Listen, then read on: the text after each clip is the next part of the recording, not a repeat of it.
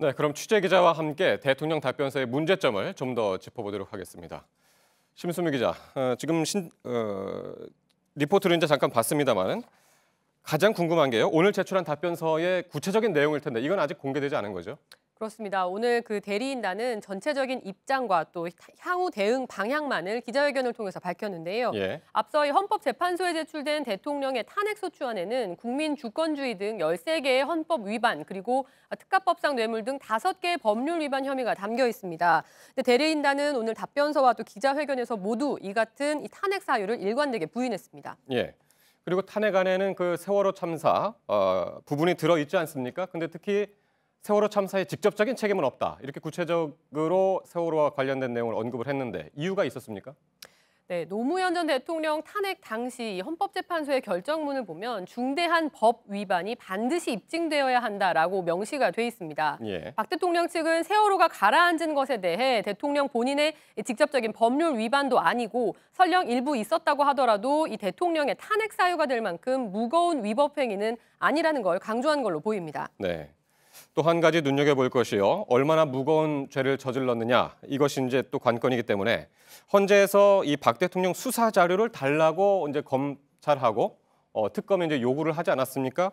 그런데 박 대통령 대리인단이 여기에 대해서 이의를 제기를 했어요. 그렇습니다. 이 재판이나 범죄 수사가 진행 중인 사건 기록은 송부를 요청할 수 없다라는 헌법재판소 32조에 위배된다는 주장입니다. 하지만 헌법재판소는 이 법 조항과 관련해서 수사나 재판을 방해하지 말라는 취지이기 때문에 복사본을 요구하는 것은 괜찮다라는 결론을 내린 바가 있는데요. 오늘 예. 이와 관련해서 공식 입장을 밝히기도 했습니다. 직접 들어보시겠습니다. 예.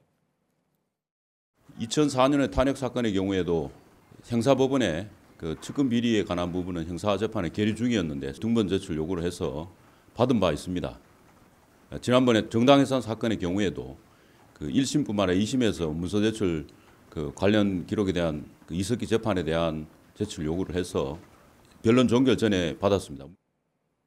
여러 가지 이제 전례가 있었어요. 근데 이런 전례를 대리인단도 분명히 알았을 텐데 왜 이의를 제기한 걸까요? 네, 헌재 심판 일정 그 자체를 미루겠다는 전략으로 풀이가 됩니다. 재판부는 대통령 탄핵 소추안에 적힌 13개 헌법 위반 그리고 5개 법률 위반을 모두 검토해야 하기 때문에 그 자체만으로도 상당한 시간이 소요될 것으로 예상이 되고 있는데요. 예. 만약 헌재가 수사나 재판 자료를 미리 확보하지 못한다면 이게 더 길어질 수밖에 없습니다. 그렇군요. 그리고 오늘 대통령 답변서를 만든 대리인들도 모두 공개가 됐죠?